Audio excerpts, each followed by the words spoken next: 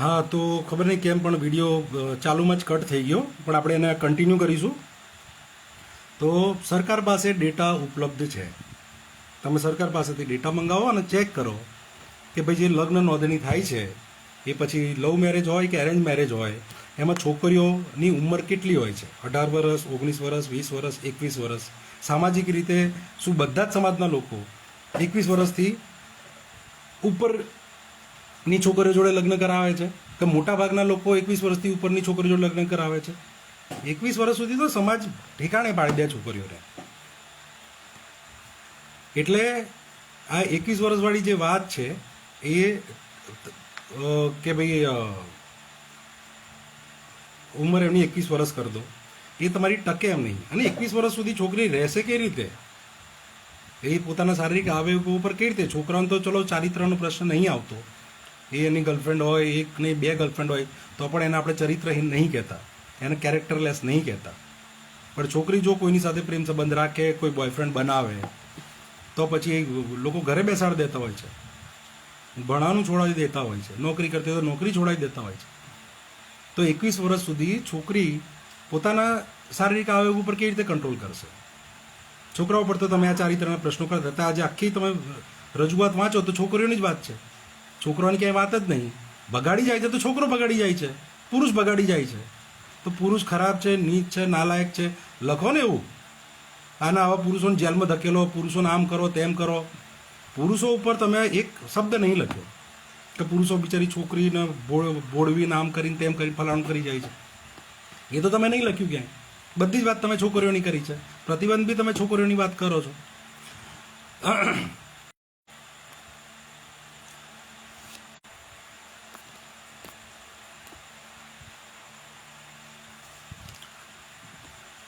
ગોપાલભાઈ આગળ લખે છે કે ઉપરોક્ત બંને ભલામણો પ્રમાણે જો સરકાર કામ કરશે તો હાલની સૌથી મોટી સમસ્યા ભણતા ભણતા જ બગાડી જવાની સમસ્યા ઉપર ઘણા અંશે સુધારો લાવી શકાશે. મારે ગોપાલભાઈ ઇટાલિયાને પૂછવું છે કે જે સામાજિક રીતે તમે લગ્ન કરો છો એમાં શું ભણતા ભણતા છોકરીઓના લગ્ન નહીં થતા? છોકરો ભણતો હોય ને એના લગ્ન નહીં થતા? લગ્ન પછી શું છોકરીઓને ભણાવતા નહીં, ઘરે બેસાડી દે છે?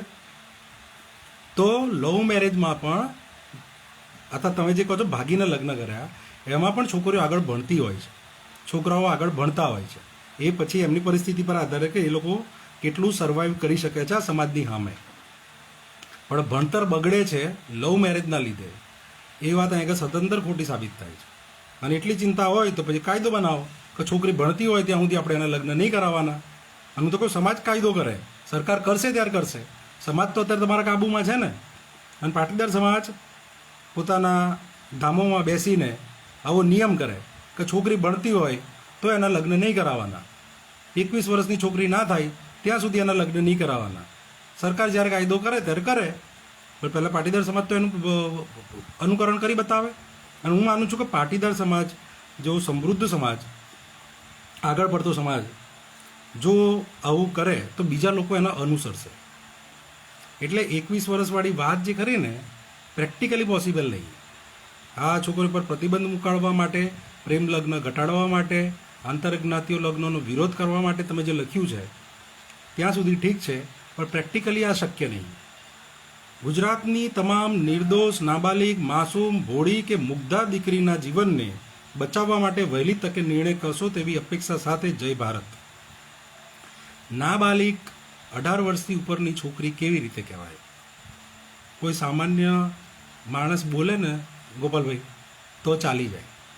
હાઈકોર્ટના એડવોકેટ તમે, આ કોઈ વાંચશે તો એમ કહેશે કે આ માણસને કેસ અપાય કે ના અપાય, આ મારો કેસ શું લડશે? 18 વર્ષથી નીચેની છોકરીને નાબાલિગ કેવી રીતે કહેવાય? કઈ CRPC IPC, હવે તો BNS આવી ગયું છે, BNSSમાં ક્યાં લખ્યું છે કે 18 વર્ષથી ઉપરની છોકરી નાબાલિગ કહેવાય? પછી નિર્દોષ, ભોળી, મુગ્ધા, જ્યારે કાયદો કહે છે કે 18 વર્ષની છોકરી પુખ્ત છે વોટ આપવા માટે, લગ્ન કરવા માટે, તો ક્યાંથી આ ભોળી થઈ ગઈ? ક્યાંથી તમે આ નિર્દોષ થઈ ગઈ? એ પોતાની પસંદગીથી કરે તો નિર્દોષ, અને તમે જે કરાવો છો, સમાજ જે લગ્નો કરાવતો હોય છે એનો કોઈ દોષ નહીં, ત્યાં બધું વ્યાજબી. એની પોતાની સમજણ વિકસે એ પહેલાં જ સમાજ લગ્ન કરાવી દે છે. જે 18, 19, 20 વર્ષની છોકરીઓના જે સમાજ લગ્ન કરાવે છે, શું એ બધીની મતલબ પુખ્ત થઈ ગઈ હોય છે?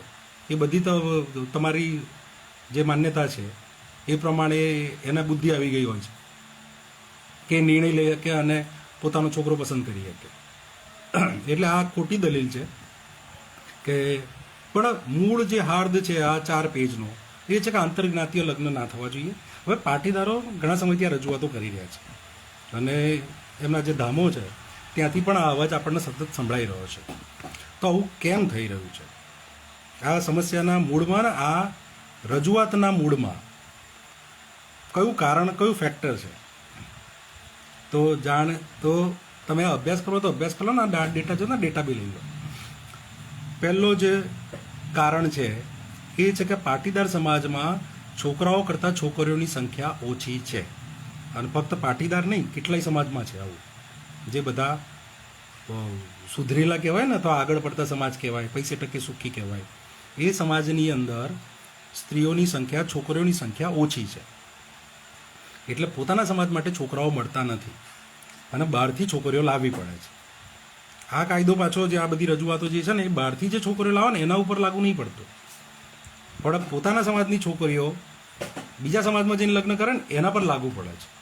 આપણે જો તમે ગૂગલ ફેંકશો ને તો 2 સમાજના લોકોએ તો પોતાની છોકરીઓને જ ખાલી, છોકરાઓને નહીં, આમ હાથ ઊંચા કરીને પ્રતિજ્ઞા લેવડાવી છે કે અમે સમાજના બહારના છોકરા જોડે લગ્ન કરીશું નહીં, અમે મા બાપની ઈચ્છાથી અને સમાજના છોકરા જોડે લગ્ન કરીશું. આવી પ્રતિજ્ઞાઓ લેવડાય છે. તો છોકરા જોડે પ્રતિજ્ઞા લેવડાવવામાં શું જાય છે? પાટીદાર સમાજ જાહેર કરે કે પાટીદાર છોકરો પાટીદાર સિવાય બીજી કોઈ છોકરી જોડે લગ્ન નહીં કરે. કુંવારો મરી જાય, વાંડો મરી જાય, પણ છે વંશ વેલો ના વધે તો ના વધે, તેલ વારો દે, પણ પાટીદાર સિવાય આપણે કોઈ છોકરી જોડે લગ્ન નહીં કરવાનું. આ તમારા ધામોમાંથી અને પાટીદાર સમાજના આગેવાનોમાંથી આવા લેટરો નીકળવા જોઈએ. જો આંતરજ્ઞાતીય લગ્ન તમને એટલા જ ના પસંદ હોય તો તમારે છોકરીઓ પર જ બધું જોર કરવું છે, છોકરીઓને જ પ્રતિબંધિત કરવી છે. તો આ જે પુરુષ સત્તાક માનસિકતા છે કે છોકરીઓને કંટ્રોલ કરીએ અને છોકરી જો બીજા લગ્ન કરશે તો અમારી આબરૂ જતી રહેશે, અમારું સમાજનું નીચું દેખાશે, અમારું પરગણાનું નીચું દેખાશે, અમારે જાતિનું પેલું ગૌરવ જતું રહેશે. આ માન્યતા સદંતર ખોટી. અને આ બધી જે માનસિકતા કરીને ગોપાલભાઈ લખ્યું છે, આ બધી માનસિકતા મનુસ્મૃતિમાંથી આવે છે. મનુસ્મૃતિમાં સ્ત્રીઓના 1 પૈસાની આઝાદી નહીં. અને અત્યારે આપણે જે આઝાદ સ્ત્રીઓ જોઈ રહ્યા છીએ, જેમને સંવિધાનમાં પુરુષ સમાન અધિકારો મળ્યા છે, એ મળ્યા છે ડૉક્ટર બાબા સાહેબ આંબેડકરના લીધે. અને ફક્ત સંવિધાનના લીધે નહીં, સંવિધાનમાં તો છે જ જોગવાઈ, અને આપણે એની પણ વાત કરીએ.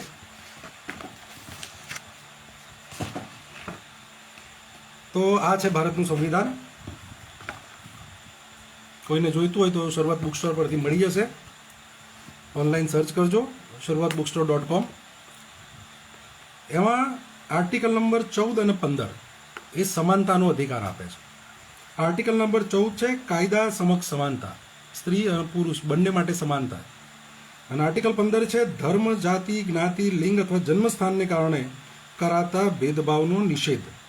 આની અંદર લિંગનો ભેદભાવ નહીં કરવા માટેની વાત છે. અને ગોપાલ ઇટાલિયાની જે 4 પાનાની રજૂઆત છે એમાં સ્ત્રીઓને, મહિલાઓને ટાર્ગેટ કરીને ભેદભાવ કરવાની વાત છે, એમને પ્રતિબંધિત કરવાની વાત છે.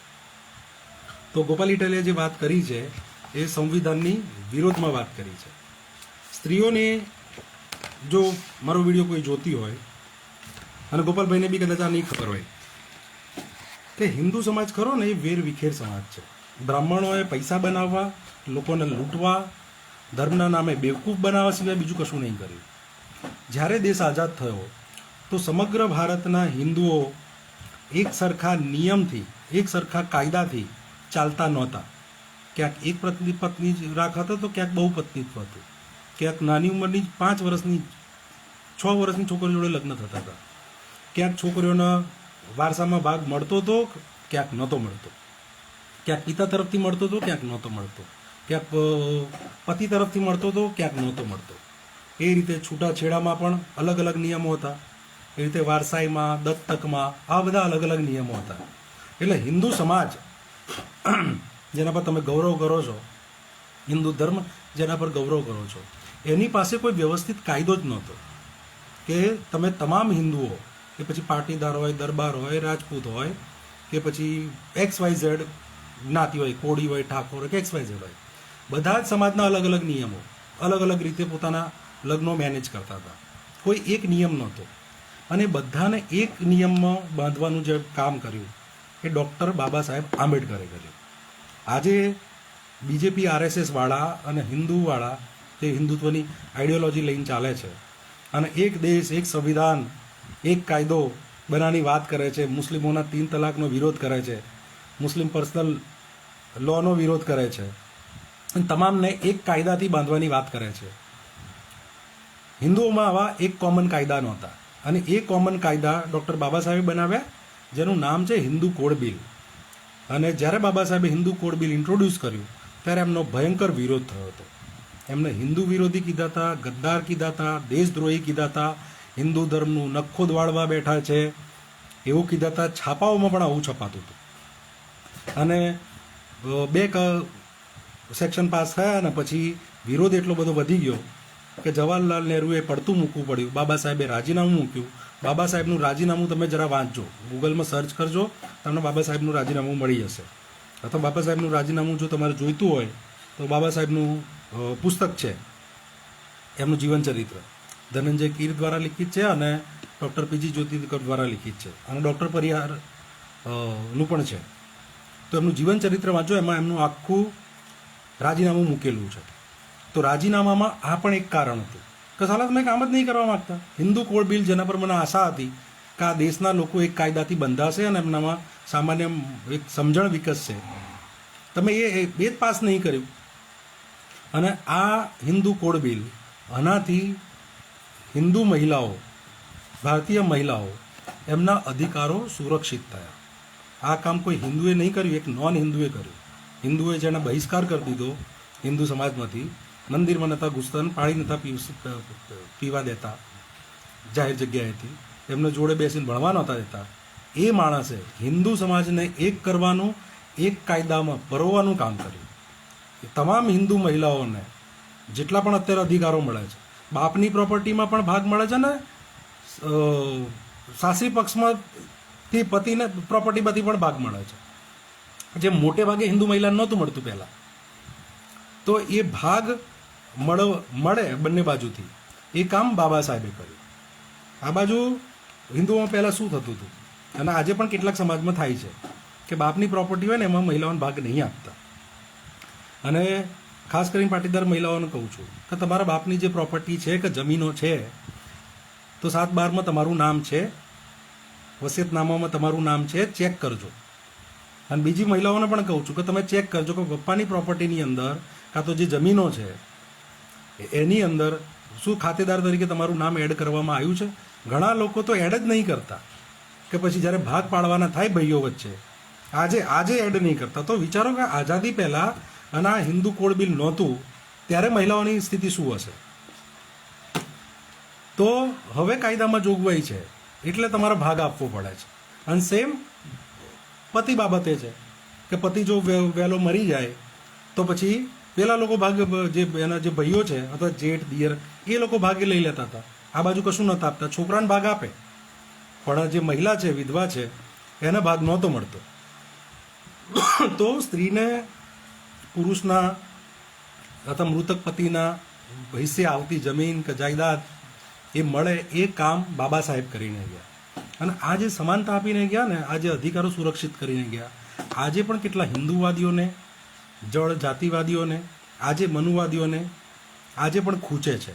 એટલે એન કેન પ્રકારે સ્ત્રીઓના અધિકારો છીનવવા અને એમની પાસેથી સમાનતા લઈ લેવા માટે, એમને પ્રતિબંધિત કરવા માટે આવા કામો આ લોકો કરી રહ્યા છે. બાબા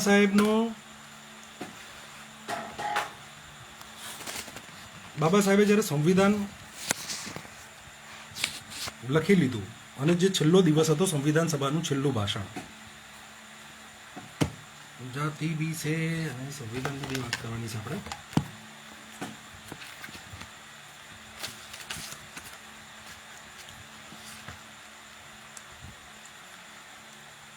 તો સંવિધાન સભાનું છેલ્લું ભાષણ હતું, એમાં એમણે ઘણી બધી વાત કરી હતી, ઘણી બધી ભવિષ્યવાણી કરેલી. એમાંથી એક ભવિષ્યવાણી એમણે જાતિ ઉપર પણ કરી છે, અને હું તમારી સામે વાંચી સંભળાવું. પુસ્તકનું નામ છે આર્સ દ્રષ્ટા ડૉક્ટર બાબા સાહેબ આંબેડકર. આ પુસ્તક પણ તમને શરૂઆત bookstore.com પરથી મળી જશે. બાબા સાહેબે એ છેલ્લા ભાષણમાં કીધું હતું કે જ્ઞાતિઓ પ્રથમ સ્થાને જ રાષ્ટ્ર વિરોધી છે, કારણ કે સામાજિક જીવનમાં અલગાવ લાવે છે.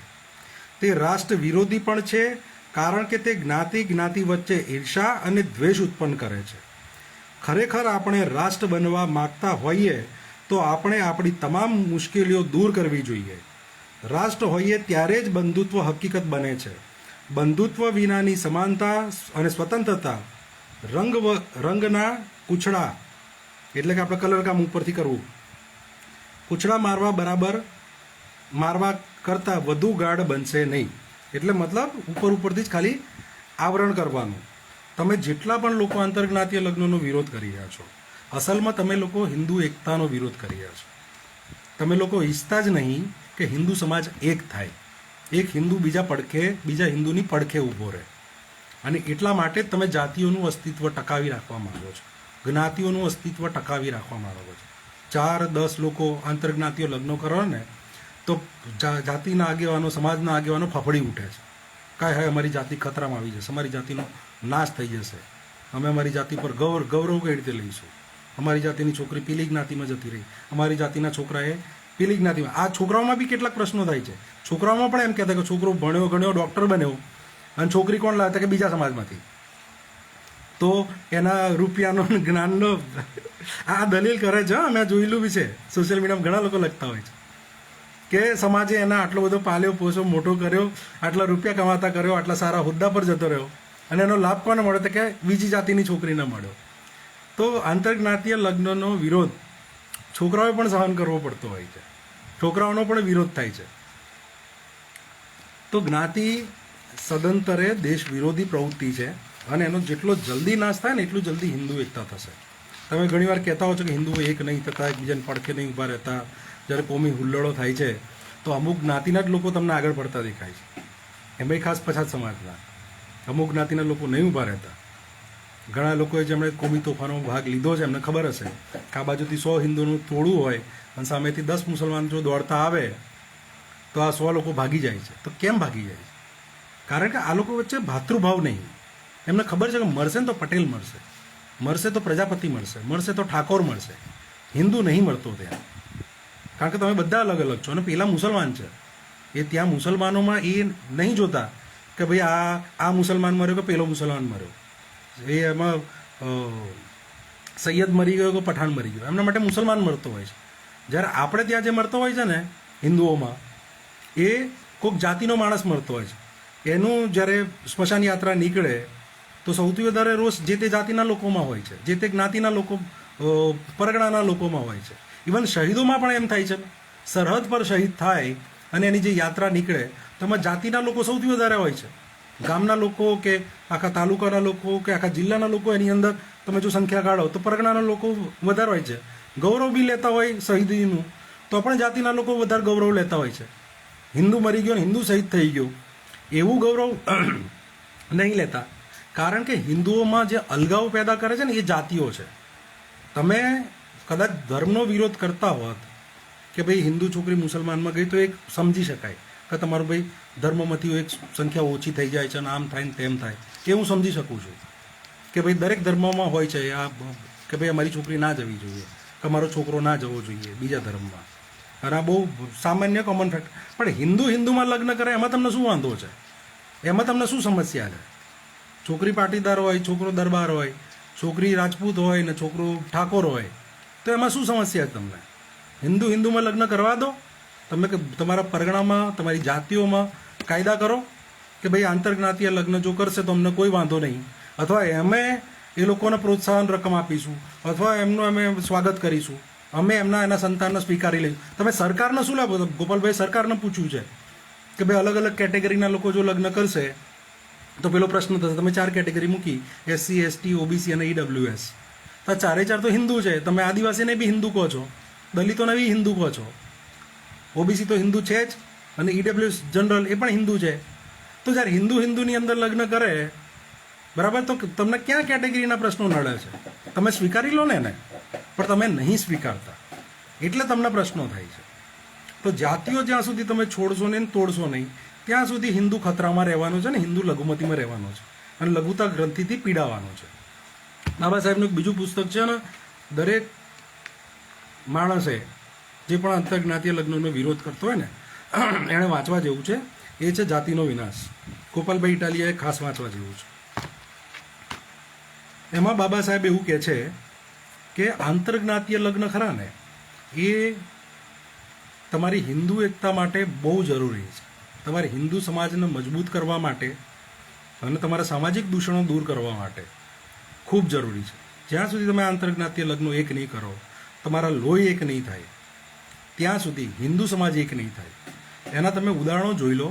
આપણે મોગલોની વાત કરીએ છીએ કે મોગલો બહારથી આવ્યા, તો મોગલો આવ્યા અને યુદ્ધ કર્યા ને એવા સીધા ભારત પર રાજ કરવા લાગ્યા. બિલકુલ ખોટી વાત છે.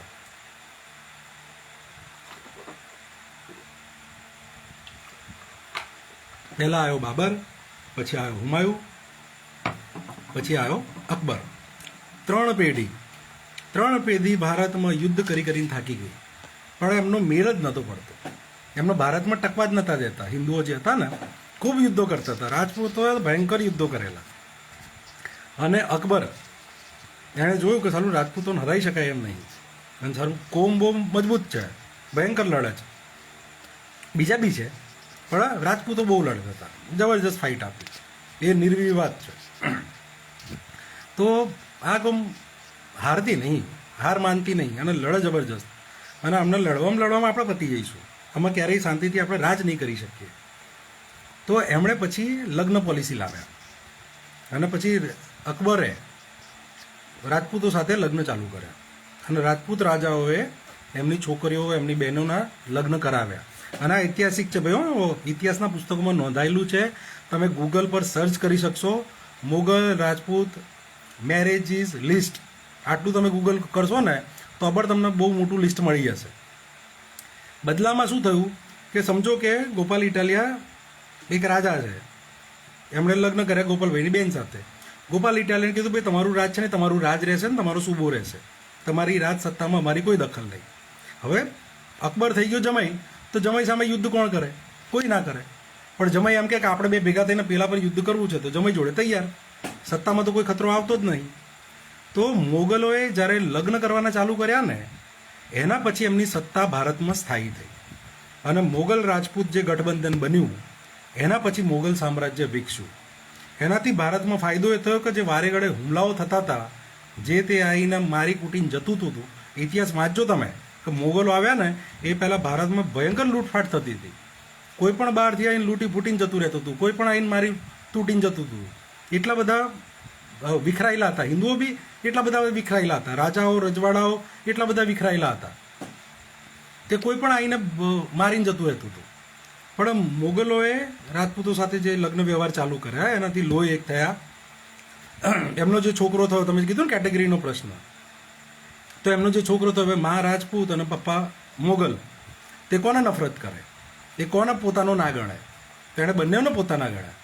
અને બંનેવે, રાજપૂતોએ અને મોગલોએ બંનેવે એ સંતાનો સ્વીકાર લીધા. એટલે અકબર પછીની જે પેઢીઓ આવી એમને આટલી બધી તકલીફ રાજ કરવામાં જે બાબર હુમાયુને થઈ હતી એ તકલીફો એમને ના પડી.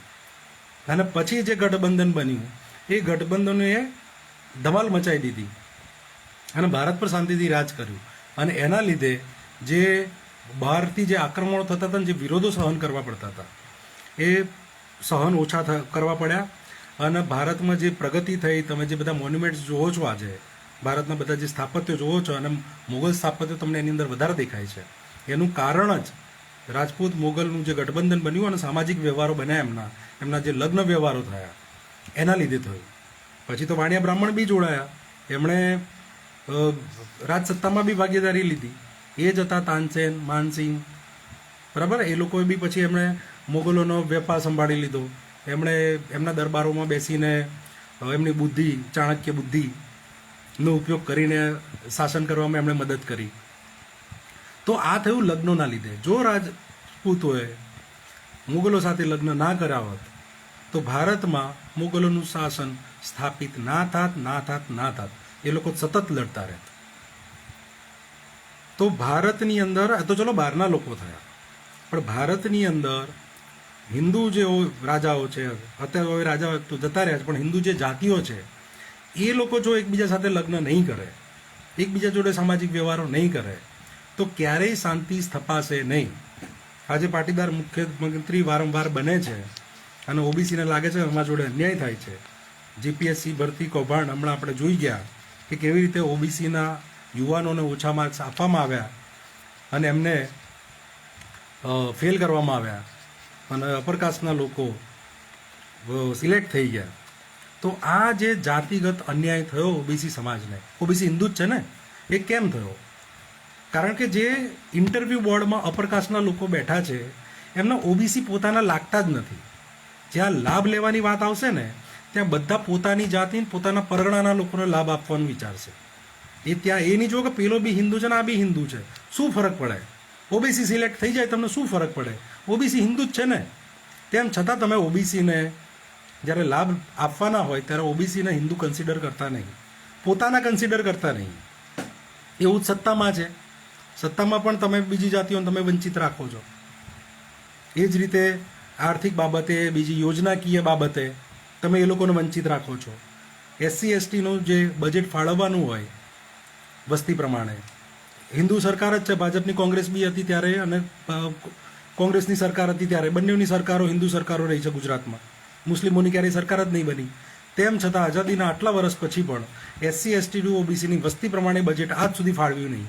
અને જેટલું ફાળવે છે એ પણ તમે બીજી જગ્યાએ વાપરી દો છો. હિન્દુઓ જ વાપરે છે ને, હિન્દુઓ જ સચિવ છે, હિન્દુઓ જ મુખ્યમંત્રી છે, હિન્દુઓ જ ગૃહમંત્રી છે, હિન્દુઓ જ નાણામંત્રી છે.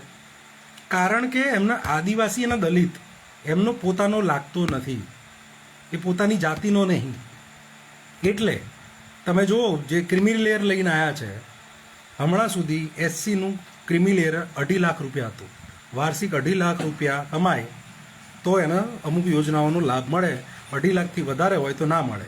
હવે જે સામાજિક રીતે પછાત છે, શૈક્ષણિક રીતે પછાત છે, જેને સામાજિક બહિષ્કાર કરેલો છે, બરાબર, જેને ડગલે ને પગલે જાતિવાદ સહન કરવો પડે છે, બરાબર, એવા વ્યક્તિને, એસસીને તમે આવક મર્યાદા 2.5 લાખ કરી, જેને સૌથી વધારે તકલીફ પડે છે, જેને ઓછી તકલીફ પડે છે, જે સામાજિક અને શૈક્ષણિક બે રીતે પછાત છે, એવા ઓબીસીની તમે આવક મર્યાદા 6 લાખ કરી છે. અને જેને સામાજિક તકલીફ નહીં પડતી, જેને શૈક્ષણિક તકલીફ નહીં પડતી, જેને સામાજિક ભેદભાવો, ધાર્મિક ભેદભાવો સહન નહીં કરવા પડતા, એવા અપરકાસ્ટના પણ ગરીબ, અને ગરીબીની તમે શું નિર્ધારિત કર્યું? 8 લાખ રૂપિયા. એટલે દલિત 2.5 લાખ કમાય તો એ ગરીબ કહેવાય, એને યોજનાનો લાભ મળે. ઓબીસી 6 લાખ કમાય વાર્ષિક તો એ ગરીબ કહેવાય, એના યોજનાનો લાભ મળે. અને અપરકાસ્ટ જનરલ 8 લાખ રૂપિયા કમાય એટલે મહિને 44,000 રૂપિયા, તો એ તમારા માટે ગરીબ થઈ ગયો. તો આ માનસિકતા ક્યાંથી આવે છે? તમારો જાતિનો જે ખ્યાલ છે ને એમાંથી આ માનસિકતા આવે છે કે સરકારમાં બેસીને, મોટા મોટા હોદ્દા ઉપર બેસીને પણ તમે જાતિવાદ કરવાનું છોડતા નથી. કોની જોડે કરો છો? તમે જેને હિન્દુ ગણો છો ને એની જોડે કરો છો. ઓબીસીને હિન્દુ ગણો છો, તમે ઓબીસી સાથે અન્યાય કરો છો. તમે દલિતના હિન્દુ ગણો છો, તમે દલિત જોડે અન્યાય કરો છો, દલિતોનો હક મારો છો. અને ફક્ત જાતિના લીધે છે. કારણ કે તમારે જાતિ એક કરવી નહીં, તમારામાં એકતા એટલે જ શક્ય નહીં થતી. મુસલમાનોથી તમારી જે ફાટે છે ને એ ફાટે એમની એકતાના લીધે તમારી ફાટે છે કે મુસલમાનો એક છે. મુસલમાનોને મારીએ એટલે સમગ્ર મુસલમાનને ખબર પડે કે કોને માર્યો તો કે મુસલમાનને માર્યો. હમણાં એક લગભગ 1.5 મહિના પહેલાંનો કિસ્સો છે કે ભાઈ એક મુસલમાને દલિતનો વરઘોડો રોકેલો. તો જે કટ્ટર હિન્દુઓ છે, આરએસએસના, ભાજપના અને હિન્દુ સંગઠનો, એ બધા તૂટી પડ્યા હતા. જો મુસલમાનોએ વરઘોડો રોક્યો, કરો જય ભીમ જય મીમ, આમ છે ને તેમ છે ને ફલાણું ટીકણું. બીજા જ દિવસે એક હિન્દુએ વરઘોડો રોક્યો, હિન્દુએ માર્યો. એની અંદર કોઈ કટ્ટર હિન્દુ આગળ ના આવ્યું, એની અંદર કોઈ હિન્દુ સંગઠન આગળ ના આવ્યું, કોઈએ રજૂઆત ના કરી કે ભાઈ આ તો આપણો ભાઈ છે, આપણો જ હિન્દુ છે, આપણે શું લેવા કરીએ છીએ. કોઈ સમાજ, કોઈ જાતિ, કોઈ પરગણું એમ નહીં કહેતું કે દલિત આપણો હિન્દુ છે, એની જોડે ભેદભાવ નહીં કરવાનો. ક્યારેય કોઈ સમાજે આવો ઠરાવ પ્રસ્તાવ નહીં પસાર કર્યો. કે ભાઈ આપણે આપણા સમાજના લોકો દલિતોના હિન્દુ ગણવાના અને હિન્દુઓ જોડે જાતિવાદ નહીં કરવાનો. તમારામાં ભાવ જ નથી, ભાતૃભાવ નથી, ભાઈચારો નથી, અને તમે એ ભાઈચારો વિકસાવવા બી નહીં માગતા. ભાઈચારો લગ્ન વગર શક્ય જ નહીં બને. જ્યાં સુધી તમારા લોહી એક નહીં થાય ત્યાં સુધી તમારામાં ભાઈચારો ક્યારેય નહીં આવે. જે દેશો આગળ વધી ગયા છે, આ બધી સમસ્યા દરેક દેશોમાં હતી. ક્યાંક નસ્લની સમસ્યા હતી, જાતિની સમસ્યા નહોતી, ત્યાં નસ્લની સમસ્યા હતી, ત્યાં વિદેશથી આવેલા લોકોમાં સમસ્યા હતી. પણ એ લોકોએ જે સમસ્યા આ રીતે જ ખતમ કરી, એકબીજા સાથે લગ્ન કરીને, સંસ્કૃતિઓમાં આદાન પ્રદાન કરીને. પણ અહીંયા આગળ જે ચાલી રહ્યું છે હિન્દુઓમાં, કે બ્રાહ્મણો એમની સંસ્કૃતિ, એમની માન્યતા અને એમના ગપગોળા તમામ હિન્દુ સમાજ ઉપર થોપવા માગે છે.